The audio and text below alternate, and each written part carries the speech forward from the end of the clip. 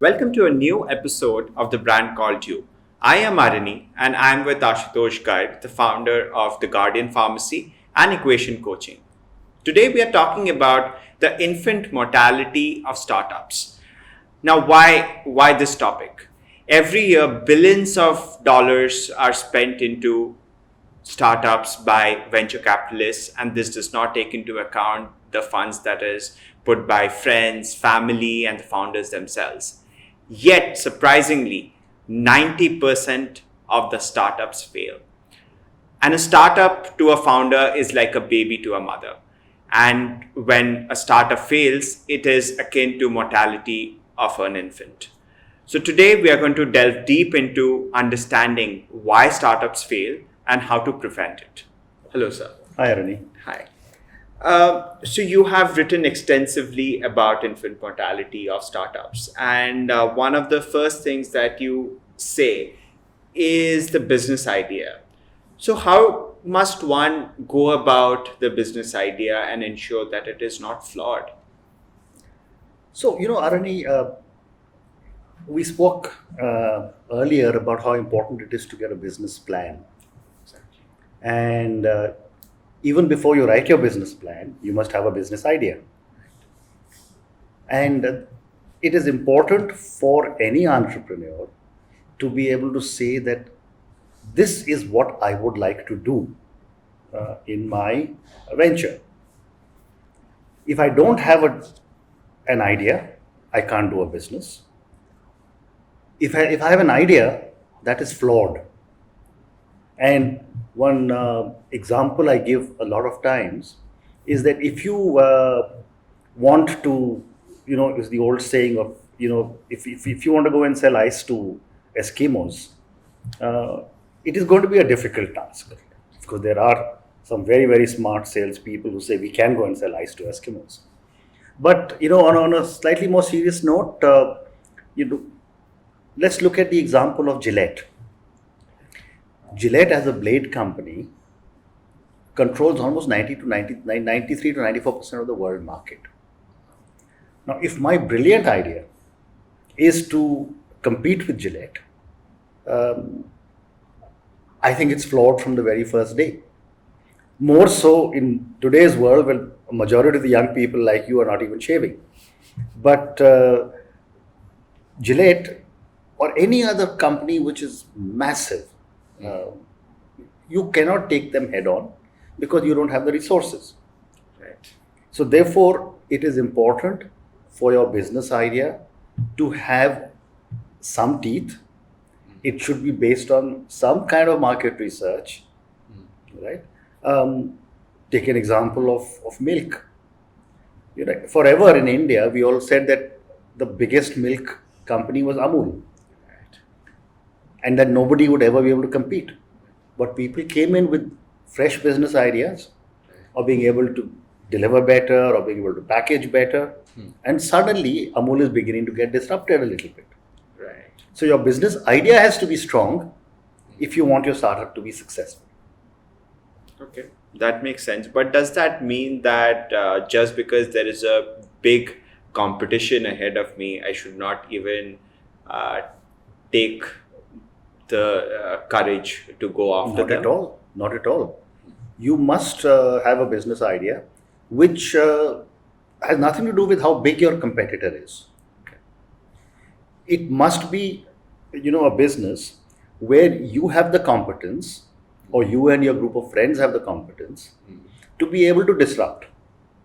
Okay. So, if going back to my Gillette example, if you have the ability to do something which can compete with Gillette in shaving products or in men's grooming, by all means do it. Okay. But on a risk scale, It's going to be really high. you're going to probably be at an extreme right position, assuming the rider is the most risky, uh, as compared to some other idea that you may have where you can go and disrupt something different. So you also mentioned that you won't go after Gillette, even if you had a great idea, is because you just can't match the funds. Correct. So one of the major issues that I feel startup might end up having is lack of funds. So, how should I ensure that I don't run out of funds? Should I go for funding very early on, or when should I go for funding, and how should I uh, uh, save up so that I don't ever run out of funds? Funding is one of the biggest challenges every entrepreneur faces. Most entrepreneurs are looking at bootstrapping their startups, which means in the early stages, tightening your shoelaces and cutting down costs as much as possible. And yet, we also know and recognize that if you are a startup, you will burn cash till your revenue model comes into play. So, it is important for us to understand how much money we need. That goes without saying. You cannot be in a situation where you say, I have no idea what it's going to cost. I thought it's going to cost me 10 lakhs, but I've ended up spending 1.5 crores, right? And entrepreneurs make these mistakes. So if you have some kind of an idea of the amount of money that you're going to be spending, then it is highly unlikely that you will run out of money. Right. Even then, it is important for you to make sure that you have planned for at least 12 months of funds available. And if you don't have your own money, you will probably ask friends and family. If that source has run out, then you'll go to angel investors who will put in smaller sums of money. And once your business plan is moving, you will reach out to private equity investors. But the treadmill of continuously raising more and more money is something which you just have to keep doing as an entrepreneur. So we need to be really smart about spending our money. Now that brings me to my third question: how do I manage my cash burn? Maybe if you can explain what cash burn is, and then how you can advise us how we can be smart about the cash burn. So, cash burn means literally what the two words say. How soon am I going to start burning my cash? Right. And it's not in a derogatory manner, because every startup has to spend money. You need people, you need to have the infrastructure, you need to be able to market your product, develop your product, everything else that you have to do.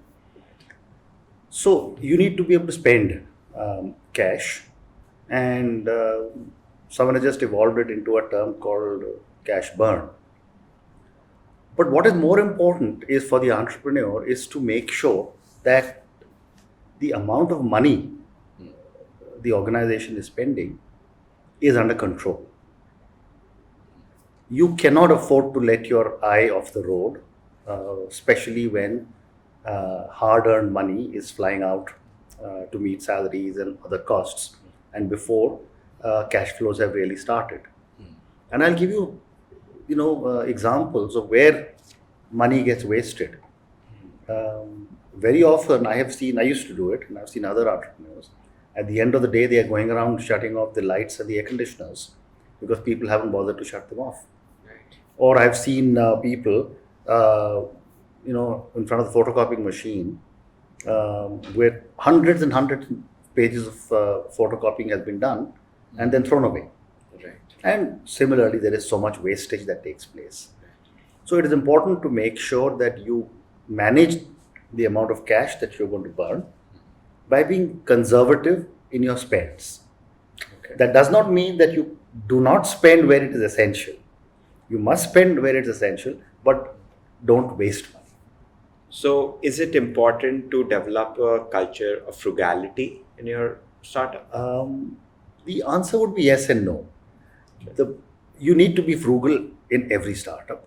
But I think what is more important is to develop a culture of awareness. People must know how hard it is for the entrepreneur to find the money, and they must be aware how easy it is to spend the money. And if you and your team is aware of where the money is going, consciousness will come in automatically. Okay. I've seen so many companies where the entrepreneur is careless because the entrepreneur is trying to curry favor with the new set of people they have brought in at high salaries. And then they start talking of, we can hire cars and go there, and we can fly in business class, and we can do this and we can do that. And That's a culture that comes in to the organization. And then to take back that culture when there is tightening of purse strings becomes very difficult. Right. So it's better to be aware of cost control. Frugality, of course, everyone must be. Okay. Um, Another reason for mortality of startups is competition, where your competition sees you as a threat and launches a war against you, and especially when you are competing against somebody like Gillette, uh, your chances of getting washed out is way too high. So, how do you manage competition in such cases? When you are entering an area where you've got very, very large players, you will first be confronted with how do you position your product in a manner or your service in a manner that you are able to get identified as a competitor. Remember these major companies, if you decide to compete with one of the major companies, um, will not even notice you till you start to irritate them.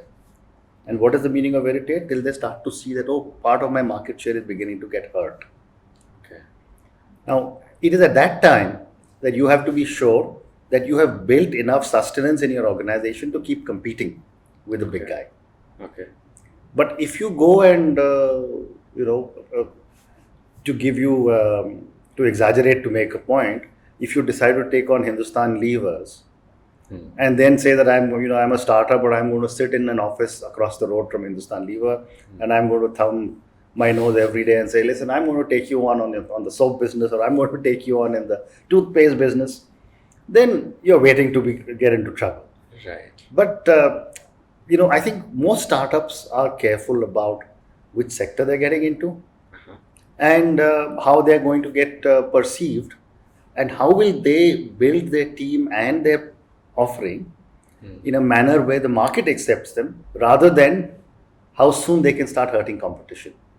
I think it's more important for us to, as startups, to be able uh, to be able to really establish our product or service, rather than say we've reached and become number one. So it's finding your own niche. Correct. Absolutely. So another very, very important point when it comes to the mortality of startups is the management team. Very often we have seen that the management team is weak, and it results in death or mortality. Now, how do I ensure that I build the right team, and especially the management team is strong enough to steer the startup forward? So, when we are looking at starting up, we do know what our core competence is as a promoter. Right. So, if my core competence is marketing, it is always a good idea to bring in a co-promoter. And if in my case, the primary requirement is great technology, then I think I need to find a person who's very good in technology. Right. Now, if these two things are taken care of, the third thing that becomes important is to be able to find someone who can be a great chief financial officer, Right. someone who can do all the other functions of the company. Right. So, once I, as the promoter, or me and my co-promoter, know what are our core skills, then we have to start building other skills around us. Right. And it is those skills which have to be brought in from outside. It is always advisable to get people who are, and I'm going to use a cliche, who are better than you. Right. Because if they're better than you, they will be able to deliver much, much better results than they would if either get a suboptimal individual, or you get someone who's not up to the mark, or who's a frustrated person, or who hasn't delivered in the past. So, therefore, it is important to get a really, really good management team. The promoter and co-promoter must figure out a way to be able to motivate them well. And motivate does not mean that you take them out for drinks and dinner and you do parties and whatever else. It's most people join organizations to work. Right. So therefore, Right. you need to be able to create an environment Right. where they are able to excel in whatever they want to do, Right. and they are able to get results and satisfaction at whatever they are creating or working at.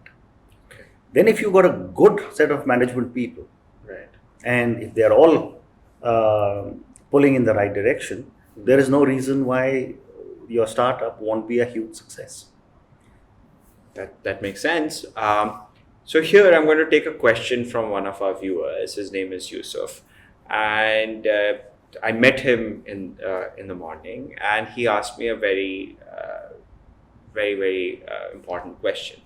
So he's a young entrepreneur based out of Singapore. He has raised quite a decent amount of funds in his Series A, and he now is hiring for areas that he is not competent in. One of them is a data engineer. The other one is a customer experience executive. Now he has no idea, and he says that when I go out for interviews, when I interview these people, and since I'm the final authority, and he is all but 24, like it's very easy to fool me. No matter how much I read up, the chances of me getting fooled is very high. So in such a situation, how do I ensure that I pick the right team or the right person for the team? So there are now lots of opportunities available Right. for young 24-year-old Yusuf. He could get him in Singapore, get himself a good coach, and a coach you can select from a wide range of people available, and say, will you sit with me when I do my interviews? Yes. Makes sense. So at every stage of an entrepreneur's life, you have the ability to get intervention so that whichever area you are not strong in, you bring in a resource.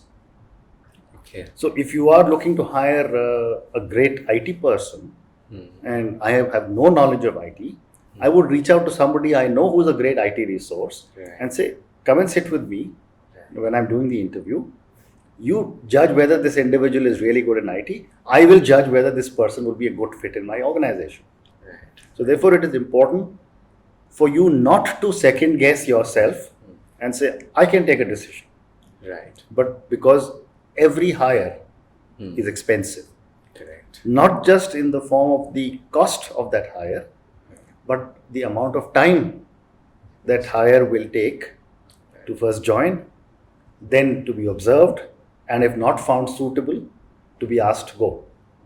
And that could lose a lot of precious time for your startup. Right. Yusuf, I think that answered your question. The another area where startups struggle and often fail is scaling up.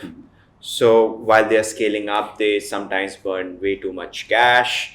They have not done their market research. They end up in an area where they hurt competition, and then they hit back at you. So how should a startup scale up and scale up sustainably? So scaling up is a question which seems to haunt every entrepreneur.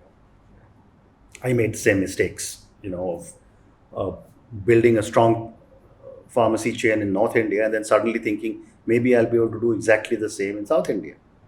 And the distance was too great, the costs were too high, and therefore we didn't succeed initially in South India. Right. The question I ask everybody is, define what scaling up means to you. So if you and I are sitting in Delhi, which has a population, the national capital region of India has a population of 24 million people, which is as big as Australia, why can I not just say that I'm scaling up in the national capital region? And why must I be driven by the fact that I am present all over the country? If you got a population of 24 million people, which the rest of the world would do anything to access, you have this population. Why would you want to go anywhere else? Right. But once you have consolidated your presence in the national capital region, and then you say, now I want to draw a concentric circle around my market and go to, say, the state of Uttar Pradesh. Right. I think scaling up has to be done sensibly. It has to be done taking into account all the earlier points we have discussed.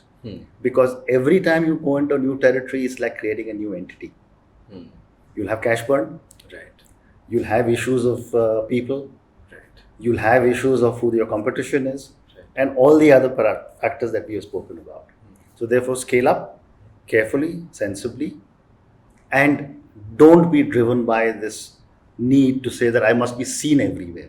Because the faster you want to be able to be seen everywhere could also be the primary reason why you disappear from everyone's view. Right. That makes a lot of sense. And with this, we cover most of the major reasons that startups fail.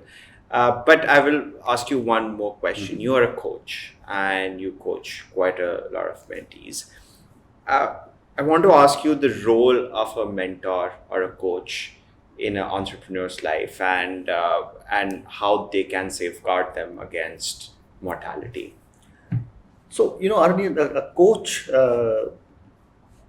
is actually how you understand it, say, in sports. Right. It's relatively new in our part of the world, but it's very old and established in the western part of the world.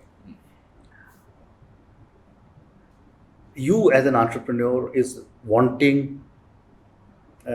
looking for some individual who you can brainstorm with. Right. That is where you can do the brainstorming with your coach. This has to be done in an environment of 100% trust.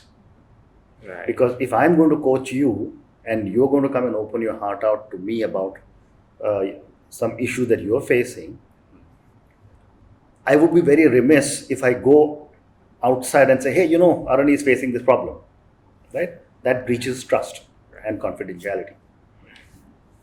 So the whole objective of coaching is to be able to bring experience of somebody to the needs of an entrepreneur and use that relationship to be able to get all the experience and all the knowledge of the coach passed on in a seamless manner, in an environment of trust and confidentiality to the coachee or the mentee. Right. Thank you. I think we must get a coach. I think every entrepreneur must have somebody they can talk to and brainstorm. I really feel this way. Thank you so much, sir. Thank you, Ravi. Hopefully you have learned a lot from this. And if you have any question, please drop them in the comment section and we will be happy to take them in our next episode. Thank you, and keep watching The Brand Called You.